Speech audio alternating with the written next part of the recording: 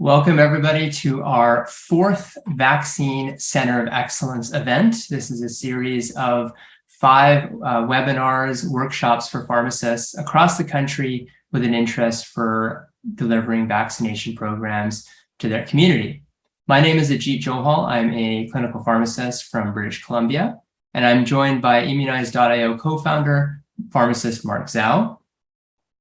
And today we'll be doing a workshop for the Ontario groups. We're going from west to east, and today's session brings us to the center of the universe of Canada, and that is Ontario. So our biggest province, and it's glad to see such a large contingency coming out for today's presentation. So I want to start off with a brief introduction before I introduce our expert speaker today. But I want to start out by talking about what is the Vaccine Center of Excellence. So what is this all about? So it's about acknowledging the role of pharmacists in the delivery of immunization programs across the country. So starting with mass influenza campaigns and now with COVID-19, recognizing that pharmacists are critical players in delivering vaccinations to their respective communities. It's also building on the success and taking it to another level. So not only are we talking about routine immunizations, but we are talking about very strategic, unaddressed immunization gaps, particularly plaguing adults here in Canada. So we want to kind of create this specialization type brand for pharmacies that want that extra commitment, as well as looking at acquiring patients from organizations like employers for immunizations. So we're looking to kind of target pharmacies for that full gambit of immunization services and looking to take their immunization practice to the next level. So what is the role of Immunize.io Health Association? So these webinars are hosted by Immunize.io, by Mark and myself. We're a BC-based nonprofit organization started in 2018. And our mission statement is quite lofty. It is taking our best shot at immunizing the world. And our focus is really on vaccine education and awareness. And by doing that, we want to promote the benefit of vaccinations, the value of vaccinations, but we also want to take that one step further across the country and facilitate access to vaccinations. And that comes through our partner Vaccine Center of Excellence locations. So just some of the work that we're doing across the country in educating particularly employers and workplaces about the importance of vaccination. We're talking about the fact that the labor force is aging. So in 1994, less than 12% of workers were over the age of 55, and that's going to more than double in the next 2 years. So looking at employees of workforces that are going to be more at risk for vaccine-preventable diseases related to age-related immune system decline, like pneumococcal disease and shingles, reactivation of herpes zoster. We also know that young workers on the other end of the spectrum are looking to jump ship for better benefits. So in a time where staffing is at such a premium, employers and plan sponsors are on the hook to really have very robust benefit package. Traditionally, these sort of vaccines are not the norm in benefit packages, but now they're being reevaluated, and we're trying to educate the value of having that in workplace benefit plans. Some of the work that we're doing in terms of webinars for HR departments and health and safety teams starting in BC. We have one next week with over 250 HR department managers from across British Columbia. We also have some excellent collaborative potential sort of partnerships with organizations like Crosslinks Benefits, which is a very prominent healthcare consulting company dedicated to helping create and manage healthy workplaces. So glad to see someone from Crosslinks is on this webinar today. So we look forward to partnering with you on that. And also, we have been pulled into developing the Plan Sponsors Guide to Vaccines. So working with Benefits Canada, there is going to be a plan-sponsored guide for vaccines. So for those of you who don't know, and I actually wasn't aware of this either, a plan sponsor is an employer, union, or organization that offers a group health plan to its employees or members. So the decision to include vaccines, what vaccines, and to whom largely rests on the plan sponsor. So it's great to see that we're going to be collaborating to have some excellent education on plan sponsors to address these vaccine related immunization gaps. So in terms of what's going to go into this document, we're going to look at adult immunization gaps, and they're very prominent. So most patients you will see in your pharmacy practice probably have an immunization gap.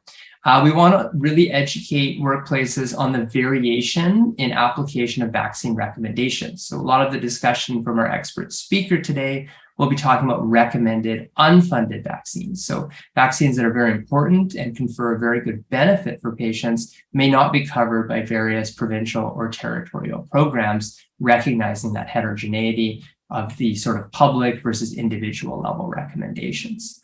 We also want to talk to workplaces and employers about the benefit of vaccines and why private plans should reimburse them and what we're telling them.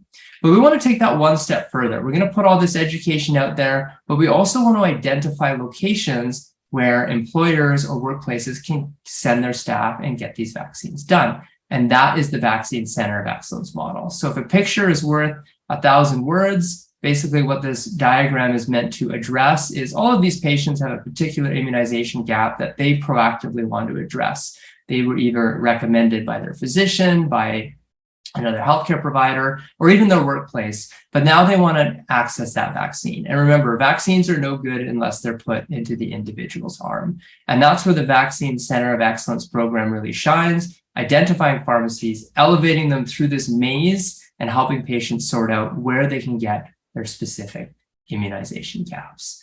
So in terms, if you want to learn more about being part of the Vaccine Center of Excellence network, check out our free 3-module VCE course, which is available online. There will also be a link posted in the chat, vaccinecenterofexcellence.com to express your interest. But the 3-module course really talks about some of the tips and tricks that Immunize.io has developed in the past in delivering vaccine programs through partner pharmacies and coming on site on the workplace. In terms of the national workshops, some of the things you will learn through these workshops is how to have vaccine conversations in your busy practice, key immunization gaps to focus on, navigating scope of practice, again, recognizing the heterogeneity across the country. That's why we have 5 different workshops. And of course, valuable or invaluable workflow strategies from pharmacy immunization experts. So here's our all-star lineup of speakers. So we had a great event in BC, as followed by last week's event in Alberta and Saskatchewan. And we have 2 fantastic events this week in Ontario and for the Atlantic provinces.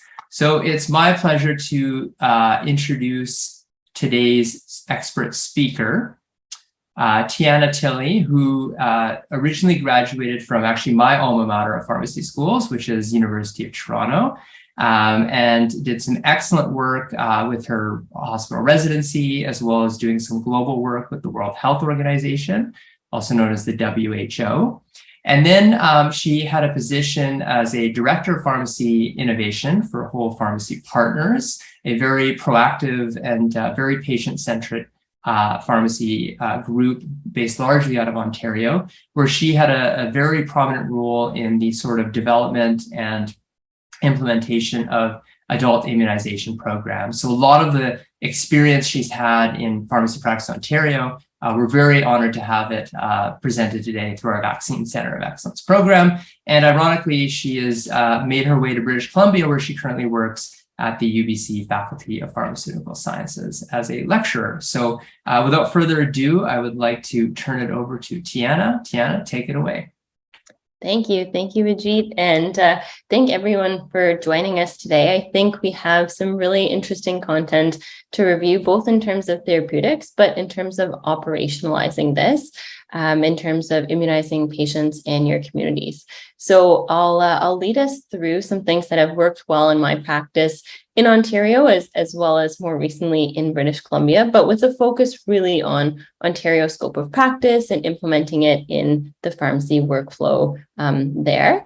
Feel free to ask questions if you have throughout. We can always pause or save some to the end if needed. So in terms of speaker disclosures, I do want to add that I have received honorarium and speaker honorariums from a variety of vaccine manufacturers, as you can see on this slide. Those include Sanofi, Pfizer Canada, Seqirus, Moderna, GSK, and AstraZeneca. That being said, we do base a lot of the recommendations or all the recommendations on things like NACI recommendations and the evidence. So despite those relationships, this really is evidence-based and safe to recommend to your patients. So in terms of the program disclosures, the program did receive financial support, again, from a variety of vaccine manufacturers, including GSK, Merck, and Pfizer Canada, in the form of an educational grant. So kind of arm's length, but are providing supporting for that. Now, just a reminder, I know Ajit did mention this, but I'll kind of endorse it as well. I actually really loved these modules. So I did sign in to see what they'd be like. The 3 modules were really great pace. There wasn't a huge time requirement. It was about 20 minutes a module. And I was really, really impressed with the additional resources provided. So you could click and download things like information on influenza updates. And there were brand new influenza technology like recombinant vaccines and cell-based vaccines. There's some great workflow resources too. I know things that I had worked on when I was in a head office to support our independent pharmacies, and not everyone has that. And so it was wonderful to see that those are being shared here widely for people to adopt and really enhance their practice with. So I would strongly recommend it, both from a clinical and operational perspective.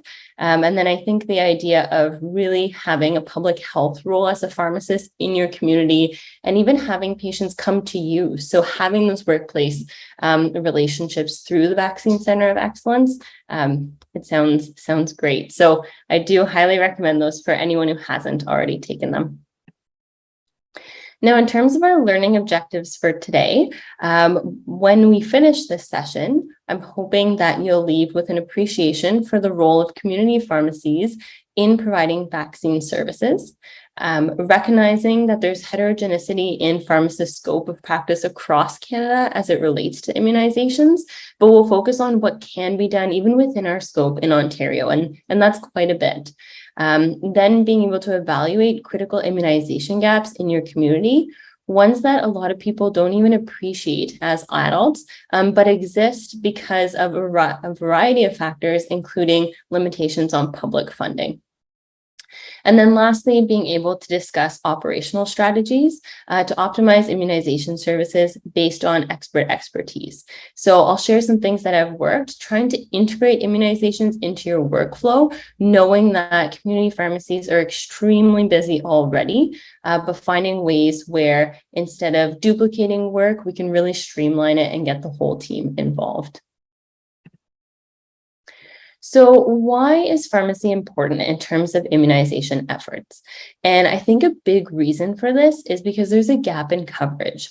NACI actually surveys adults to see what immunization uptake looks like, and they have a coverage target of 80% for adult immunizations. And those are for each of the individual vaccines, including things like influenza, pneumonia, shingles, Tdap, and they look at different populations. And what they find is that consistently across the different vaccines, across the different risk categories, so older adults, people with different medical conditions, uptake is really strikingly low.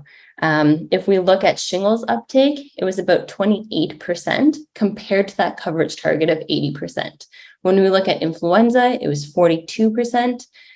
Looking at pneumonia, specifically in people who have medical conditions that put them at risk, uptake was only 25%. So we're really not reaching these targets.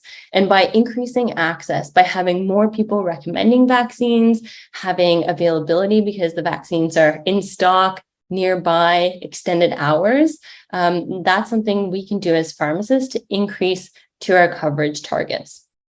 And when we get to coverage targets, not only are we protecting people, but if we achieve enough immunization uptake from many of the vaccines, that's when we get community immunity or herd protection.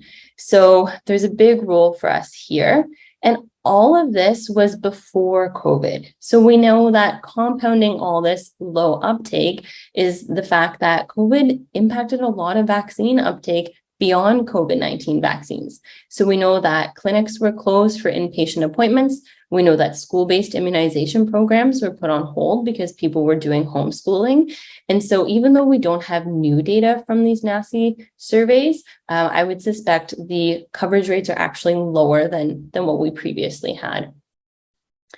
Now, in terms of pharmacists' roles in immunizations, I don't think I have to tell you about influenza and COVID-19. We know that in Ontario alone, in the 2021 flu season, community pharmacies administered 1.8 million flu shots or even more. And so there's a huge role already. And now it's a matter of how can we increase that role, not only for influenza and COVID-19, but how can we do that as well for recommended unfunded vaccinations. And so those are ones where NACI might recommend that people on an individual basis are assessed and immunized against because they are at risk, but there isn't public funding for it. And then how can pharmacists play a role in routine immunizations? And so while in Ontario, we're not yet part of the publicly funded immunizations like pharmacists are in BC for certain vaccines like pneumonia, specifically polysaccharide pneumonia in BC, there's still a role in terms of providing education, communicating with prescribers in terms of which pneumonia vaccine you provided and now which one they should provide 8 weeks later. So there's still an important role in terms of that education. I think one of the other big things is that in community, in pharmacy, we have relationships with patients, and that's us as pharmacists. It's the pharmacy assistants, it's even the front shop staff. And so we know when people are going on vacation, we know when people are going away to university, we know when they're about to retire. So we know these milestones, and these are all opportunities for us to redo that screening and take advantage of things like employee benefits. It's really sad when somebody is open to being immunized and they just retired and now they've lost coverage for their pneumonia vaccine and their shingles vaccine. But as pharmacists, because we know that that's about to happen, maybe they've talked to us about it, they're celebrating that they're about to retire, we can be proactive and say, you know what, before you retire, let's get you protected so that not only are we optimizing clinical uptake, but from a patient experience, we're helping them with that financial burden as well. Now, in terms of how I incorporate immunizations into my own practice, there's a few different ways, and some of these are consistent across my community experience, as well as my current role as more of a primary care pharmacist. But it's all about finding what works best for your practice and kind of taking little pieces from different people's experience that can work well with your workflow, your staffing, your comfort level. So one of the big things that I tell people is stop asking people if they're up to date with their vaccines. The reason why I say this is because people will tell you yes, and then you'll move on. Whereas if you actually ask them, have you received a pneumonia vaccine, a shingles vaccine, a meningitis vaccine, an HPV vaccine, that's where you'll actually get the information. So finding out when did they receive it, and if they've received it. And so then you can assess, okay, did they ever get it? If not, is it an opportunity for them to be immunized? And if they have received it in the past, is it time for a booster or is the series complete? And one of the reasons why I say this is a good approach is because I see in my own practice, we actually did a survey of our patients and we asked people if they were up to date with their adult immunizations, and they said yes. And then the next question was, do you receive a flu shot every year? And even though almost everyone said they were up to date, about 20% of people said they received a flu shot. And so we know flu shots are part of your routine adult immunizations. And so the fact that they hadn't received those meant they weren't up to date with their immunizations, despite what they had expressed in the first question. And this is again consistent with what NACI has found across Canadians, where over 80% of people will say they're up to date with their adult immunizations, and actually about less than 5% actually are.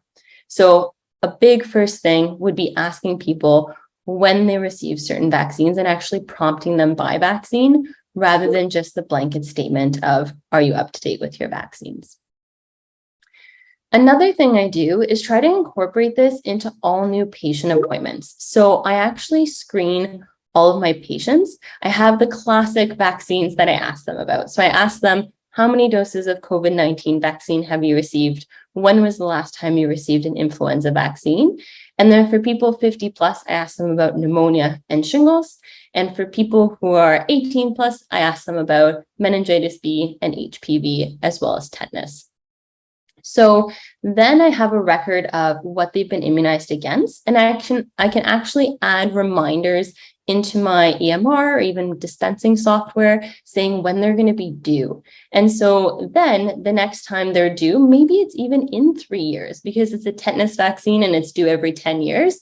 I have that reminder telling me, okay, you need to immunize them. Or it's their second dose of their shingles vaccine and it's 6 months away, but at least I have a reminder of that. It isn't always possible to have this conversation with people because it can take time. But what I'd recommend is actually including it into your new patient intake forms. So even in the community, we did have an intake form. It has questions like, what's your insurance? What's your name, date of birth, that kind of thing, and actually adding lines or check boxes around the different adult vaccines. Another really good time for screening for this is during flu season. So when I worked at an independent pharmacy banner, what I did was I updated our flu screening forms so that it also asked people, if you're 65 or older, have you received a pneumonia vaccine? If you're 50 years or older, have you received pneumonia or shingles? And so that way, it actually did the screening in advance. And we didn't have to spend as much time kind of going back and forth with the patient. As soon as I saw that section, I knew, okay, they're due for meningitis, they're due for HPV, they're due for pneumonia, they're due for shingles, they're due for tetanus. And then if that's filled out in advance, if you're using kind of like an online booking platform for your vaccines, for example, then you can actually start the steps of getting the vaccines you need. That can be things like inventory, so actually ordering them because you know what day they're coming in on.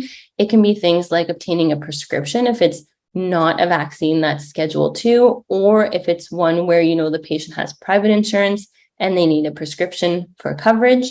Or it could be something like obtaining a direct order if it's for a vaccine that's not in our scope of practice in Ontario. So I found that really helpful in terms of flu shots. The other reason why that's helpful is because you have a captive audience. You have people that are open to vaccines. And so it's kind of an easy sell, especially if you can make it easy for them. So if you can do 2 vaccines in the same appointment, they don't have to come back. They don't have to spend extra time. You don't have to do all that screening and prep a second time as well. And then even the billing can happen at the same time. So it works for you from an operational perspective. It works from them from an accessibility perspective and an efficiency perspective. So that is something that I've done that I found was really helpful. And then some of the other things that I've done, especially in Ontario, where again, sometimes the vaccines are Schedule 1, and we do need a prescription for them, especially for coverage for Schedule 2 vaccines. What I've done is created pre-populated pharmaceutical opinion templates. This way, I don't have to write out every time that I'm recommending a vaccine and then I need a prescription and fax that over to the prescriber. Instead, I set it up where I just had to type it up once, and it would say about 2 or 3 sentences to introduce the recommendation. So it might say, okay, pneumonia vaccines are recommended because, and then you can say the mortality risk is 12%, it increases with age, or you could say it leads to invasive pneumococcal disease and sequelae, something about what you're recommending and why. And then I would say what the NACI recommendation is to try to say, okay, it's not just you who's trying to recommend this, but there's a large organization who's reviewed the evidence and recommends it as well. And so I would say something like NACI recommends this for adults 50 plus with different medical conditions. And then lastly, I would say, and this patient is at risk because. And that's where I would then put little checkboxes where, based on the specific patient, I can just check off their risk. And sometimes there might be more than one risk factor. So I could say age over 50, patient smokes, patient has diabetes, patient has asthma. So in that way, you can show why you're making the recommendation, who else is endorsing it from an evidence-based perspective, and why this specific patient is at risk. And what I actually did was even add references to it. So I would just put a 1 and a 2 after each of the statements. And at the very bottom of the pharmaceutical opinion, I would just have links to the references. If the prescriber wasn't as familiar with this evidence or the paper, the guideline, they could actually go check it out. And while it did require some work up front, it was a lot faster to just send these things out in the actual pharmacy versus having to write it out each time. So I would have one of those available for the common vaccines that I'm going to recommend. And if you're just starting your practice and you want to focus on immunizing everyone against shingles, then that's okay. Start with that. As you become more comfortable with it, then expand to others. And I know ideally we want to get to a point where we're screening people for all vaccine preventable diseases. But if you need to become more comfortable over time, it's okay to start somewhere. Starting at everything can be really daunting, and it can be a big impact on your workflow if you're not yet integrating that. So I think just starting with one is okay, and you can move from there. The last thing that I'll say about things that worked in my own practice were screening patients for things that put them at risk for those specific vaccine preventable diseases. So again, let's say you're starting with something like pneumonia vaccines, and you know that people who have diabetes are at higher risk of pneumonia and pneumonia-related complications. In that case, you can run a report on your dispensing software, for example, Kroll, and say, okay, who have I dispensed metformin to or insulin to? Picking a medication where it very likely corresponds to a risk factor, and then running that report. And then you can get other pharmacy team members involved, people like the pharmacy assistants, a pharmacy student. If you have them on rotation, they will be very keen to carry this out. And you can get them to call the patients and try to book them in for these. You can also do this for other disease states or even patients of a certain age. The other kind of low-hanging fruit would be to do it for patients who have received a vaccine in that series. So maybe they received their first shingles vaccine and you do a report looking for who received a Shingrix vaccine. And then you might look and actually go into the patient profiles and see, okay, did they receive 2 or is the series not complete? Because a lot of people would have been lost to follow-up during COVID-19. And for that, we don't have to restart the vaccine series. They weren't fully protected during this period of time, but once we call them in, we can just complete the series and then they'll receive that maximum protection. So those are people that you know, okay, they were open to this vaccine, so much so that they already received one. So let's make sure they're fully protected instead of thinking they're protected and not being.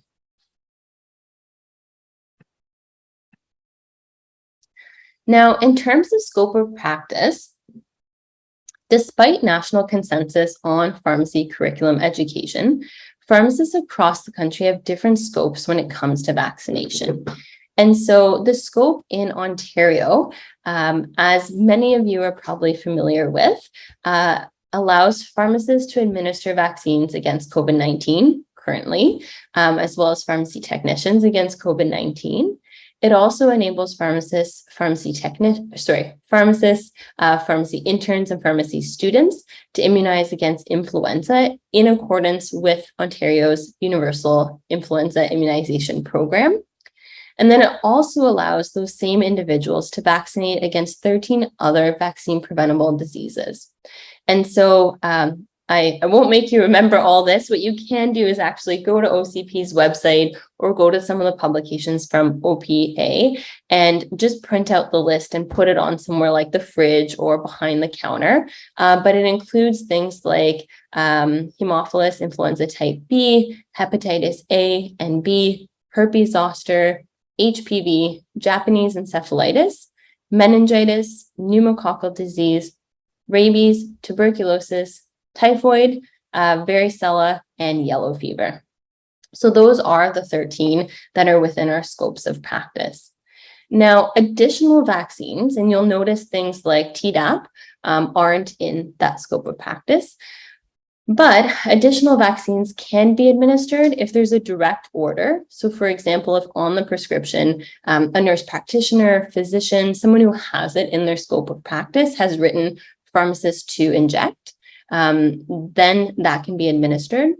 Or if you have a medical directive in place with a prescriber who has it within their scope. And the medical directive helps a wider group of patients. So maybe you're practicing near a university, and one of the physicians that's at student health says, okay, let's set up a medical directive where students who are between the ages of 18 and 22 who are not immunized against HPV, you are able to immunize them as part of this medical directive. So certain criteria for larger groups of patients. And the last thing that I'll mention in terms of our scope of practice, specifically for Ontario, is that pharmacists aren't able to prescribe the vaccines. We can administer them, but not prescribe them. That being said, Schedule II vaccines don't require a prescription. So those can be kept in stock, and that includes things like pneumonia vaccines, including Prevnar and Pneumovax. And Prevnar could be administered without a prescription. In terms of what is a Schedule II vaccine versus a Schedule I, you can find more details on the NAPRA website. But essentially, if the vaccine is publicly funded in the majority of provinces in Canada, then it's a Schedule II vaccine. So an example, like I mentioned, would be pneumonia. Whereas if it's not publicly funded in the majority of provinces in Canada, then it would be Schedule I. And so Shingrix or shingles vaccine is an example of that one. Okay. Now, critical recommended unfunded vaccines or immunization gaps.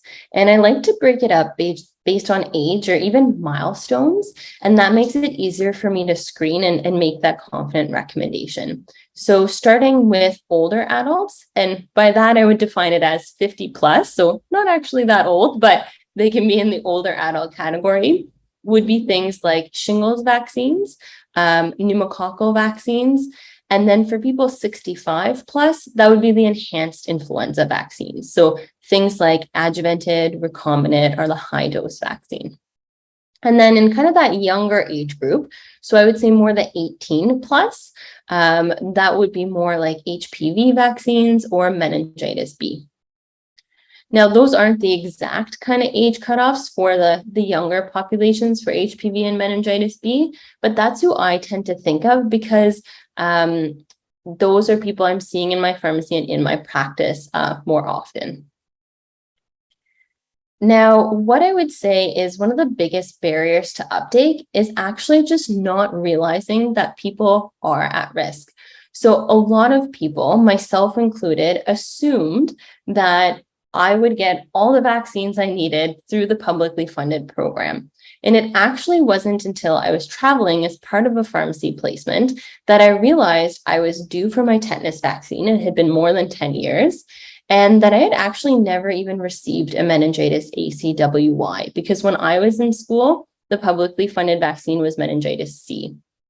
I also didn't realize that I wasn't covered against meningitis B because to this date, it's not in the publicly funded schedule, even though adolescents going to university are at increased risk of this.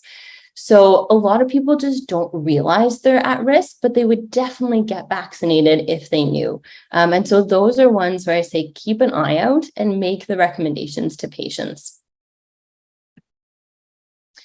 Now we'll go through some of them, some of the ones we just focused on, and shingles is one of them. And I feel like shingles and the makers of shingles vaccines have actually done a great job about increasing awareness for this. So I find it's one of the easiest ones for people to accept a recommendation for because they've seen the commercials where shingles doesn't care and they know about it, and people talk about it. They know they've had postherpetic neuralgia, they've had quite a painful rash, and they've heard that their friends are at risk. And so what you can do is make this recommendation to people who are 50 years of age and above, as well as people who are immunocompromised. So while the older vaccines, the live vaccine, couldn't be given to people who are immunocompromised, the recombinant zoster vaccine can be. And so it's safe to use in these populations.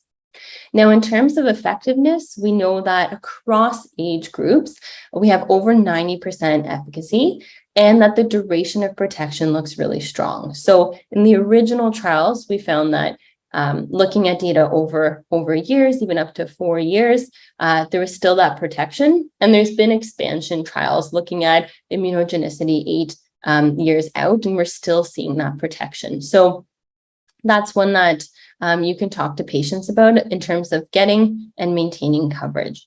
And we also know that NACI does recommend it as well on an individual basis.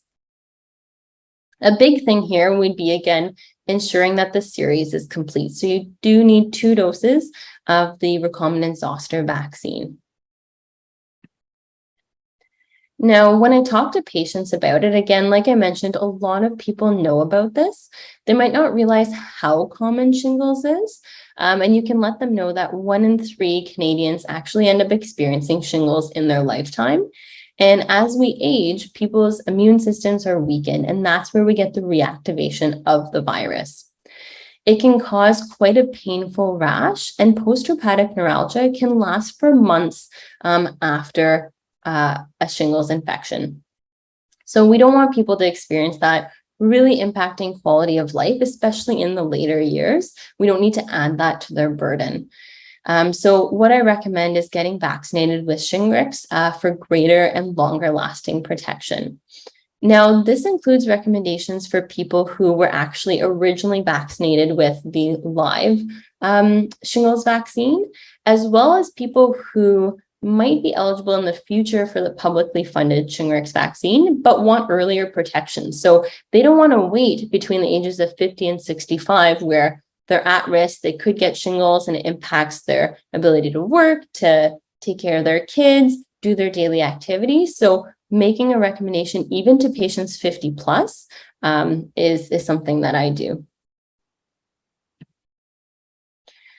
Now, moving on to pneumococcal disease, there's different vaccines. So there are the conjugate vaccines, so the Prevnar vaccine, as well as the polysaccharide vaccine, and that will be Pneumovax 23.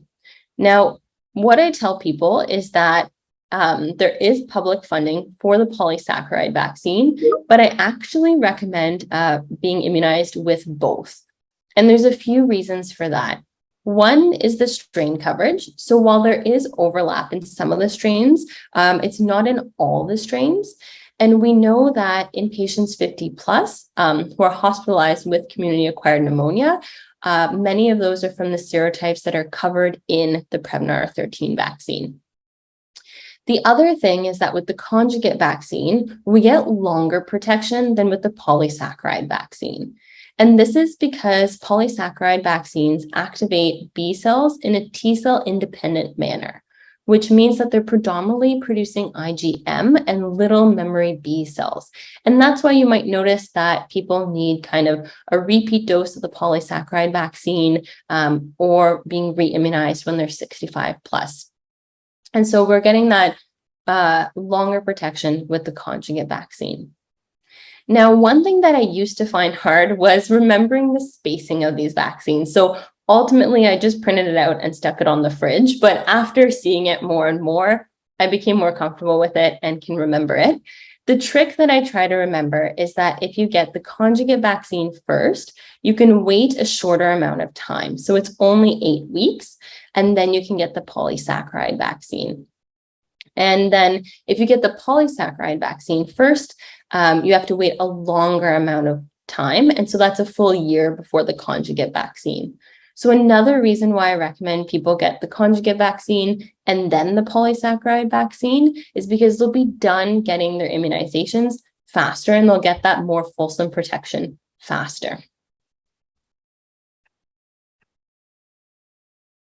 And so again, in terms of how I talk to patients about pneumococcal vaccination, is that I try to make it very specific for their health condition. So right now I see a lot of people with Parkinson's, and I let them know that because you have swallowing difficulties, you're at increased risk of aspirating and actually getting pneumonia. And because of that, I want to make sure that you're immunized and protected against it. Since pneumonia has a mortality rate of about 12%, which increases over time as we age. Or by saying pneumonia in conjunction with influenza are actually in the top 10 leading causes of death in Canada. And so I want to make sure that you are protected because your asthma puts you at risk of getting pneumonia and complications from it. So making it very specific to their risk factors rather than just saying, I recommend this to everyone. What I also say is that in my practice, because in Ontario, pharmacists aren't involved in the publicly funded pneumonia vaccine, I would fax the prescriber letting them know, okay, I've given the patient Prevnar vaccine, and I recommend that in 8 weeks, you give them the Pneumovax 23 vaccine, making sure again that that full coverage is obtained as quickly as possible. Now, in terms of HPV protection, really important to note that it is recommended for both boys and girls, but there are large groups of populations that will have missed HPV vaccinations. And this is for a variety of reasons. It's newer to the school-based immunization programs for girls and especially for boys. So boys were added even later. So there's a lot of people who wouldn't have received this. On top of that, there are people who maybe their parents weren't open to them being immunized against this.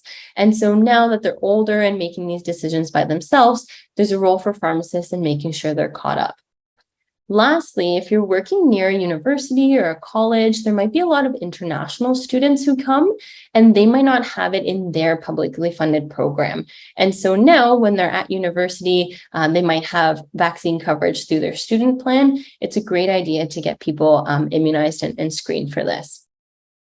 There isn't an upper age limit, according to NACI. There remains benefit in terms of additional strains that people might receive protection from that they might not already have come in contact with. So still immunizing people, whether they're 20, 30, 40 plus, there can still be benefit if they have different sex partners. It's approved as an indication for preventing head and neck related cancers. And we very rarely get a vaccine that prevents cancer. And so I think this is an excellent opportunity to help people with that. In terms of vaccine conversations, I just really try to talk to patients about if they've received the vaccine in school or not, and then recommending it in terms of preventing from things like throat cancers, anal cancers, cervical cancers, that kind of thing. And if you're screening for patients, you can screen again by age or even by medications. So a good place to start would even be to be doing a query on patients who are on oral contraception. And that can be how you can identify some initial patients to talk to. Now, the last vaccine I believe that I'm going to talk to you today about is meningitis B. And like I mentioned in my own case, I didn't realize I wasn't vaccinated against meningitis B. And a lot of people who go to university or college and live in dorms or in areas where there's a lot of youth, they're at risk of transmission since meningitis B is transmitted through things like sharing drinks, sharing cigarettes, kissing, activities that young people in university and college are doing. And we know that meningitis can have a really high mortality rate and a very quick mortality. So within 24 to 48 hours, people can actually pass away from meningitis.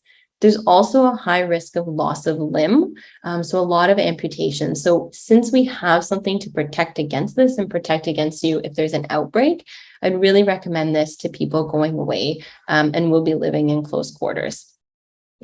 The best time to do this would be before people move away, but even if they've finished a few months of school and now they've moved to kind of your area where your pharmacy is, if they're not vaccinated, it's still a great opportunity to make sure they are protected for future years.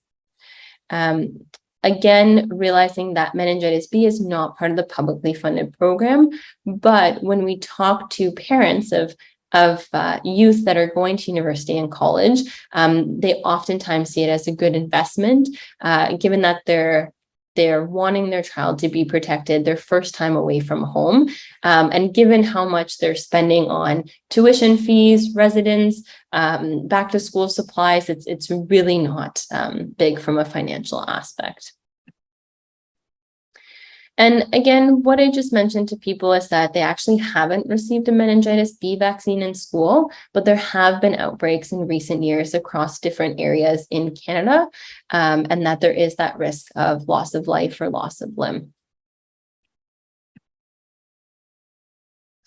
Now, in terms of the how-to part of the presentation, I think we've touched a little bit on this in terms of how do I incorporate and prioritize immunization services in my pharmacy practice.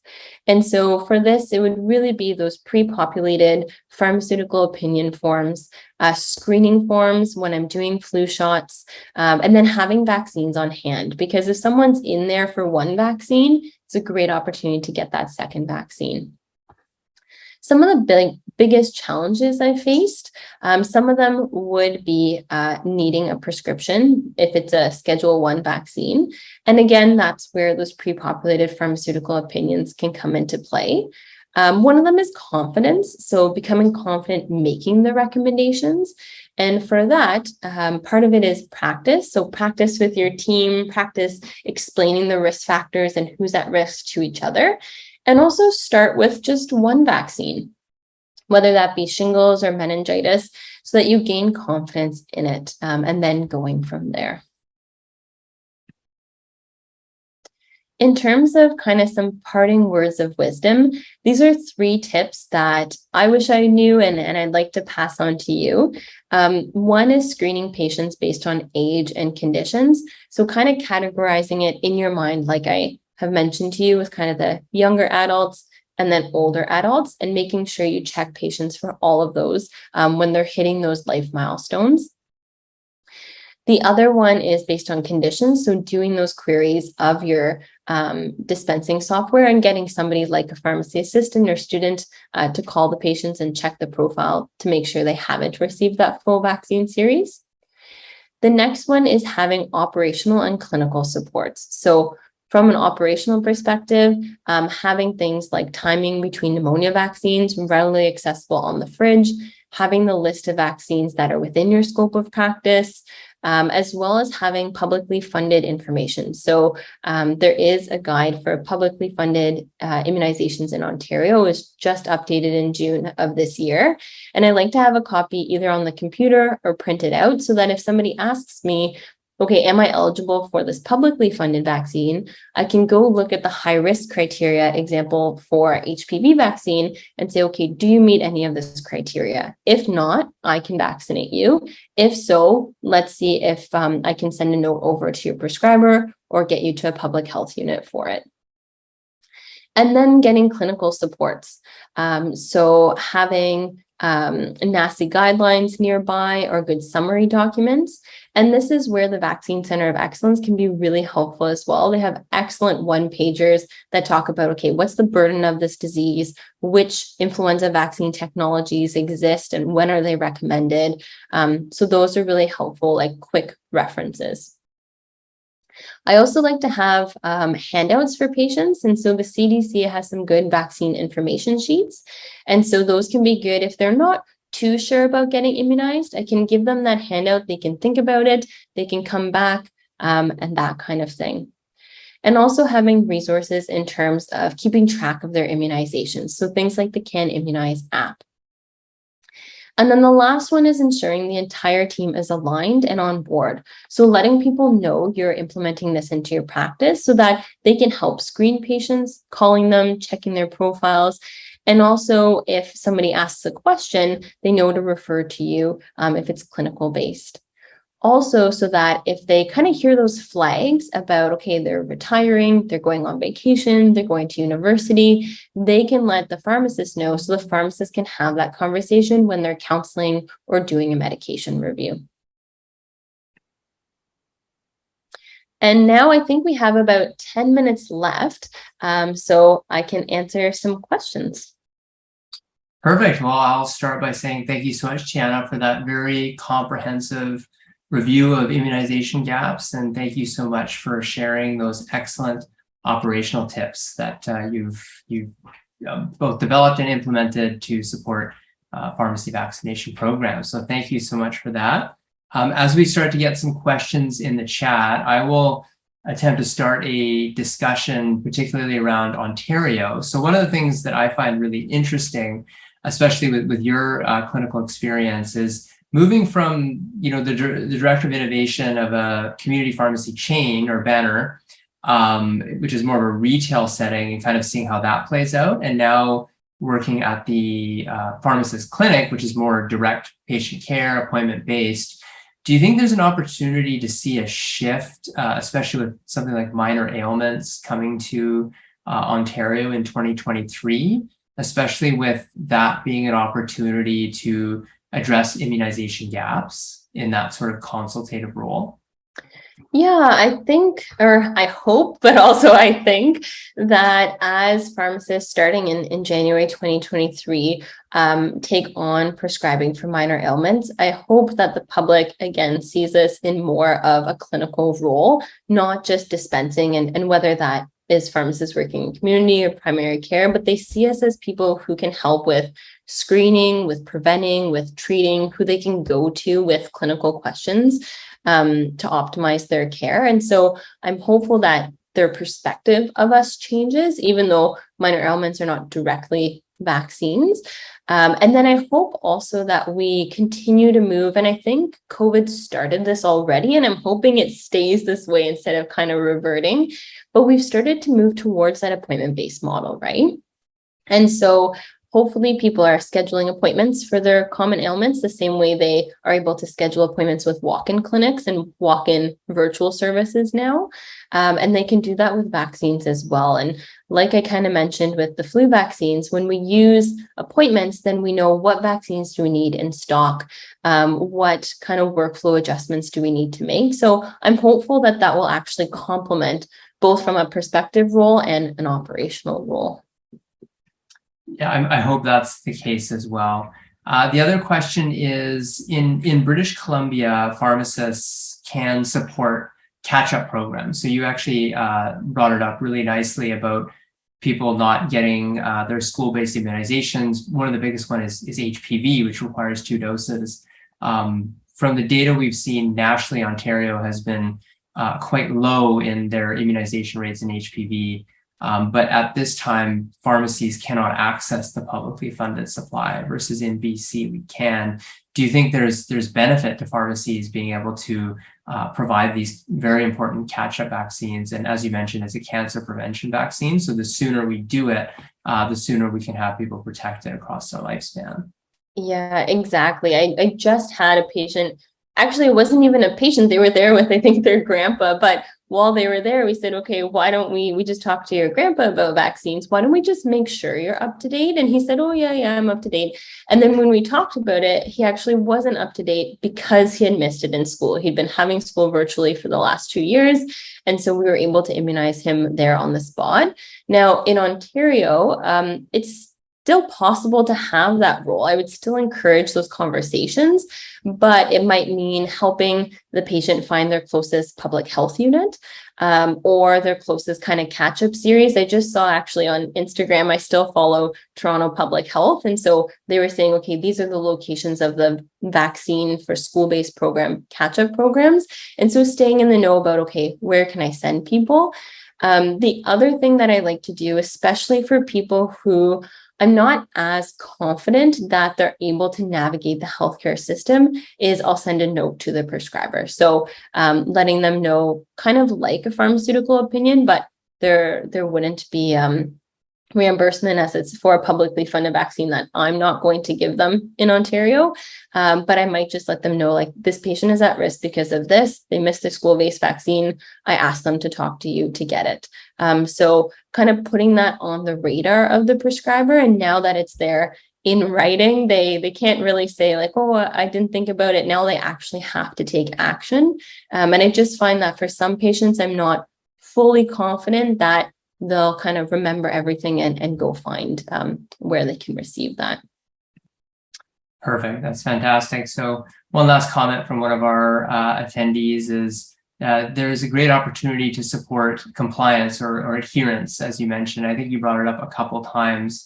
The first jab is easy, but the follow-up sometimes falls between the cracks. No problem, 50 minutes, and you can have your second shot and be on your way. So again, highlighting that role for pharmacists. If there's barriers to initiating the vaccine, and I know with some of the restrictive scope in Ontario, that might be the case, but certainly there's no barrier to complete the series. So that's quite an important point. So thank you for pointing that out. If we don't have any more questions, Tiana, thank you so much for sharing your expertise and workflow tips and just covering off these very prominent immunization gaps so eloquently. So thank you so much. Yeah, of course. Thanks for having me. And if there's any questions that come in afterwards, by all means, I can connect over email. Sounds good. Perfect. Well, thank you everyone for attending. And again, if you know someone who wanted to attend this, but they missed out, we have another excellent presentation tomorrow happening at 7 p.m. Atlantic time. And then these sessions will be recorded and posted on our Vaccine Center of Excellence website. So have a great evening, everyone. And thanks again, Tiana.